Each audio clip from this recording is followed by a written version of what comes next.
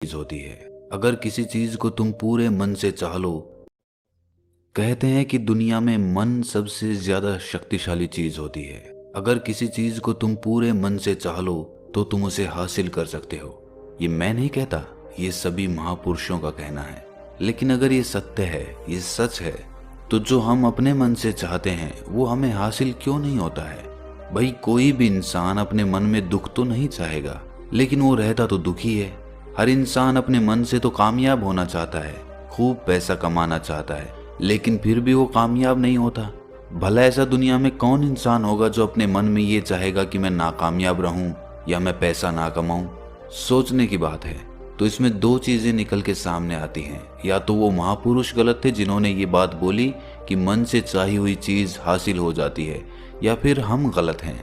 आज की कहानी जो मैं आपको सुनाने वाला हूँ उसमें आपको एक ऐसा मंत्र मिलेगा। उसे समझने के बाद आपको एक ऐसा मंत्र पता चलेगा जिससे आप ये समझ पाएंगे कि अपने मन से कोई भी चीज कैसे करवाई जाती है, मन में किसी भी बात का बीज कैसे बोया जाता है। ये इस कहानी से आपको अच्छी तरह से समझ में आ जाएगा, और इससे आप ये भी समझ पाएंगे कि आकर्षण का नियम, लॉ ऑफ अट्रैक्शन कैसे काम करता है। कहानी छोटी सी है लेकिन बहुत ही गहरी है। इससे पहले कि आप इस कहानी में खो जाएं, इस चैनल को सब्सक्राइब जरूर कर लें। तो चलिए ये कहानी शुरू करते हैं। एक बार की बात है, एक आदमी के जीवन में सिर्फ दुख ही दुख थे। वो जो भी काम करता उस बेचारे का वो काम पूरा ही नहीं होता। घर में आता तो घर में कलेश बना रहता, किसी से कोई मदद मांगता तो कोई उसकी मदद नहीं करता। ऐसा लगता था कि चारों ओर से दुखों का पहाड़ उसी पर टूट पड़ा है। उसे समझ नहीं आ रहा था कि मैं इन दुखों से पार कैसे पाऊं। वो दिन रात यही सोचता रहता कि अपने दुखों से छुटकारा कैसे पाना है। इसी कारण से वो रात में सो भी नहीं पाता था। उसकी आंखों के नीचे बड़े बड़े काले घेरे बन गए थे, जो इस बात का प्रतीक थे कि वो आदमी कितना दुखी है और कितना चिंतित है। कभी कभी तो उसके मन में आत्महत्या करने के भी ख्याल आते थे, लेकिन अपने परिवार की चिंता करके वो ये कदम नहीं उठा पाता था। वो इतना दुखी हो गया कि उसने निर्णय किया कि वो इन दुखों से छुटकारा पा के रहेगा। इसके लिए चाहे उसे कितनी भी मेहनत करनी पड़े, कुछ भी करना पड़े, चाहे अंगारों पे चलना पड़े, लेकिन इन दुखों से छुटकारा हासिल करके रहेगा। ऐसे ही एक दिन उसने अपने मित्र से पूछा कि मैं अपने जीवन को कैसे सुधारूं। उसके मित्र ने उसे बताया कि तुम किसी बाबा के पास जाओ। बाबाओं के पास ऐसा मंत्र होता है जिससे सारे दुख मिट जाते हैं, जीवन खुशियों से भर जाता है और धन संपदा भी हासिल हो जाती है। तुम किसी ऐसे बाबा को ढूंढ लो, बस तुम्हारा काम बन जाएगा। उस आदमी के मन में ये बात पूरी तरह से पक्की बैठ गई कि कोई बाबा ही मेरा दुख दूर कर सकता है, और इसीलिए उसे किसी भी बाबा के बारे में पता चलता तो वो उस बाबा के पास पहुंच जाता। वो उस बाबा को अपनी समस्या बताता और उससे उसका समाधान पूछता और कहता कि बाबा, मैं कुछ भी करने के लिए तैयार हूं, लेकिन मेरी इन समस्याओं से मुझे छुटकारा दिला दीजिए। आप जो कहेंगे मैं वो करूंगा, लेकिन मेरे जीवन को सुधार दीजिए। बाबा उसे कुछ टोने टोट के बता देते थे करने के लिए, और बदले में दान दक्षिणा ले लेते थे कि ये टोना टोटका करने के बाद तुम्हारे घर में सुख शांति बनी रहेगी, बस इस टोटके को पूरी विधि के साथ करना। वो आदमी घर लौटकर पूरी विधि के साथ टोने टोटके करने लगा, लेकिन बहुत टोने टोटके करने के बाद भी उसके जीवन में कुछ बदलाव नहीं आया। इसके विपरीत उसका जीवन और ज्यादा दुखी हो गया। जो भी बाबा उसे टोना टोटका देता था वो बदले में उससे दान दक्षिणा लेता था, जिससे उसका धन भी धीरे धीरे खत्म हो रहा था। इससे उसके जीवन में दुख और ज्यादा बढ़ गए। तब उसे लगा कि बाबाओं के पास जाने से तो मेरे जीवन में दुख कम होने की बजाय बढ़ते ही जा रहे हैं, तो मुझे क्या करना चाहिए? बाबाओं के पास जाऊं या ना जाऊं? फिर एक दिन एक आदमी ने उसे बताया कि तुम अपने घर में किसी पंडित को बुलाकर हवन करवा लो। हवन होगा, घर शुद्ध हो जाएगा।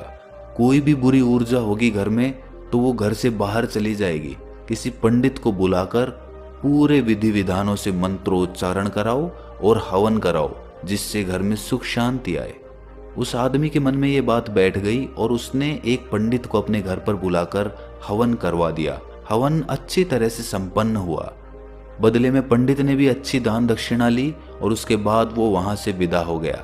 लेकिन कुछ दिनों के बाद उस आदमी को महसूस हुआ कि उसके जीवन में अब भी कोई बदलाव नहीं आया है। अब वो आदमी पूरी तरह से दुखी हो गया और ज्यादा परेशान हो गया।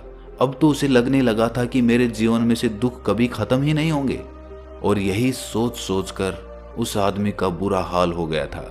फिर एक दिन उसे अपने मित्र से एक ऐसे बाबा के बारे में पता चला जो समाधान बताने के लिए कोई दान दक्षिणा नहीं लेता था।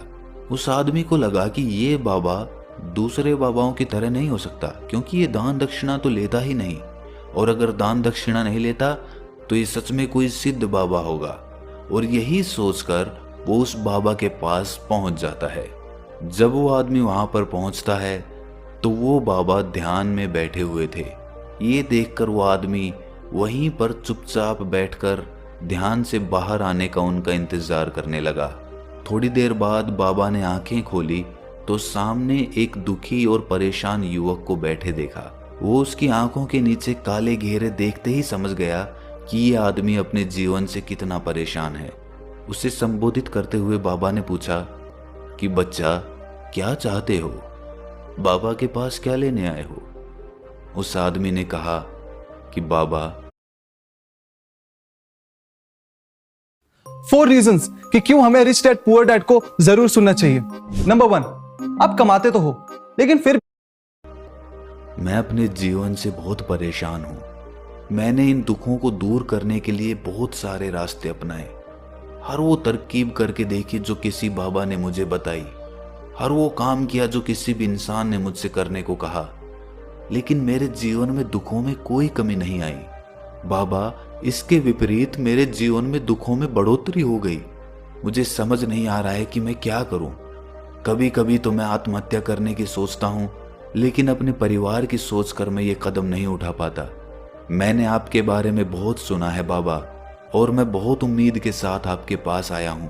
कृपया करके मुझे कोई ऐसा मार्ग बताएं जिससे मुझे अपने दुखों से छुटकारा मिल जाए।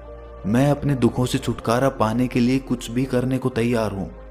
आप मुझे कोई भी रास्ता बताएं, चाहे वो रास्ता कितना भी कठिन क्यों ना हो, मैं उसको पार करके रहूंगा। बाबा ने महसूस किया कि आदमी तो सच में बहुत परेशान है। बाबा ने उसकी बात सुनकर कहा कि बच्चा, दुखों को दूर करने के लिए मंत्र ऐसे ही नहीं मिलते। मंत्र पाने के लिए कुछ करना पड़ता है। तुम कुछ कर सकते हो। ये सुनकर पहले तो उस आदमी ने सोचा कि ये बाबा भी मुझसे दान दक्षिणा ही मांगेंगे, लेकिन और कोई रास्ता ना पाकर उस आदमी ने कहा कि बाबा, आपको जितनी भी दान दक्षिणा चाहिए मैं देने के लिए तैयार हूं, लेकिन आपका मंत्र सच्चा होना चाहिए, वो पूरा होना चाहिए, उसका फल मुझे मिलना चाहिए। उसके बाद मैं आपको जो भी दान दक्षिणा लेना चाहते हो वो दे दूंगा। बाबा ने कहा कि दान दक्षिणा तो बहुत छोटी सी चीज है, मुझे वो नहीं चाहिए। इस पर वो आदमी सोच विचार करके बोला, तो बाबा, मैं अंगारों पे भी चलने के लिए तैयार हूं, आप मुझे बस आज्ञा दीजिए। बाबा ने कहा कि अंगारों पे चलने वाली छोटी चीज मैं तुमसे नहीं कराने वाला। मैं जो तुमसे कराने वाला हूं वो बहुत कठिन मंत्र है, उसे पूरा कर पाओगे? बाबा ने कहा कि बाबा, आप मुझे बताइए तो सही, मुझे करना क्या होगा, मैं कुछ भी करने को तैयार हूं। इस पर बाबा ने उसे कहा कि यहां से जब तुम अपने घर जाओ तो रास्ते में अपने मन में ये दोहराते जाना कि मैं सुखी हूं, मैं सुखी हूं, मैं सुखी हूं। बार बार अपने मन में यही दोहराना, और याद रहे, जुबान पर ये नहीं आना चाहिए, ये सिर्फ मन में दोहराना है। ये सुनकर वो आदमी बोला, बाबा, बस इतनी सी बात, ये तो मैं चुटकी बजा के कर लूंगा, लेकिन इससे होगा क्या? बाबा बोले कि इस मंत्र को करके देखो, वैसे भी तुमने इतने बाबाओं के मंत्र किए हैं, तो इस मंत्र को भी करके देख लो। उस आदमी ने सोचा कि बाबा कुछ दान दक्षिणा तो ले नहीं रहे, और छोटा सा मंत्र है, इसे तो मैं कर ही लूंगा। वो बोला, ठीक है बाबा, मैं ये मंत्र जरूर करूंगा। वो आदमी ये कहकर वहां से उठकर चलने लगा, लेकिन जैसे ही वो चलने लगा, पीछे से बाबा ने बोला कि बच्चा, एक बात याद रखना, जब तुम ये मंत्र अपने मन में दोहराओ तो तुम्हारे मन में बंदर के विचार नहीं आने चाहिए, बंदर का ख्याल भी नहीं आना चाहिए, तो ही ये मंत्र सिद्ध होगा। वो आदमी बोला मुझे तो आज तक बंदर का कोई विचार नहीं आया, तो अब क्यों आएगा? आप चिंता मत करिए बाबा, मैं बस मन में यही दोहराऊंगा कि मैं सुखी हूँ, मैं सुखी हूँ। इसके अलावा बंदर का कोई विचार मेरे मन में नहीं आएगा। ये कहकर वो आदमी वहां से चल दिया। वो अपने मन में मैं सुखी हूँ, मैं सुखी हूँ ये दोहराता हुआ थोड़ी दूर ही चला था कि उसके मन में अचानक बंदर का ख्याल आ गया। बंदर का ख्याल एक बार आया और चला भी गया, लेकिन उस आदमी ने सोचा कि आज तक तो मुझे बंदर का कोई विचार नहीं आया, ये आज बंदर का विचार क्यों आ गया? और ऐसे करके उसने उस बंदर के विचार को पकड़ लिया। वो ये भूल गया कि मुझे क्या मंत्र दोहराना है और वो बंदर के बारे में सोचने लगा। जब थोड़ी देर बाद उसे फिर से होश आया तो वो फिर से अपना वही मंत्र दोहराने लगा जो बाबा ने उसे बताया था, मैं सुखी हूँ, मैं सुखी हूँ। लेकिन अचानक से उसे सामने एक बंदर दिखाई दिया और ये देखकर उसके मन में फिर से बंदर का विचार उठ गया और वो अपने अंदर से इस विचार को बाहर फेंकना चाहता था। वो चाहता था कि मेरे अंदर किसी भी तरह बंदर का विचार ना आए, लेकिन उसे तो सामने बंदर ही दिखाई दे गया। ऐसे ही जद्दोजहद करते करते वो घर पे पहुंचा और घर पे पहुंचने के बाद अपनी पत्नी को कहा कि हे बंदरिया, मुझे खाने में बंदर परोस दो। और जब उसे एहसास हुआ कि उसने क्या बोल दिया तो वो अपने बाल नोचने लगा। वो दीवारों में सर मारने लगा कि आज तक मुझे बंदर का कोई विचार नहीं आया और आज मुझे ये क्या हो गया है कि मुझे हर जगह बंदर ही बंदर नजर आ रहे हैं, ये कैसी माया है? यही सोच सोच कर वो आदमी रात भर सो नहीं पाया। रात भर करवटें बदलता रहा और सुबह उठकर सीधे उसी बाबा के पास पहुंच गया और उसके चरणों में गिरकर कहा कि बाबा, पता नहीं क्या चमत्कार हो रहा है, आज तक मुझे बंदर का कोई विचार नहीं आया, लेकिन कल से जब से आपने मुझसे कहा कि बंदर का विचार नहीं आना चाहिए, तब से मुझे हर जगह बंदर ही बंदर नजर आ रहे हैं।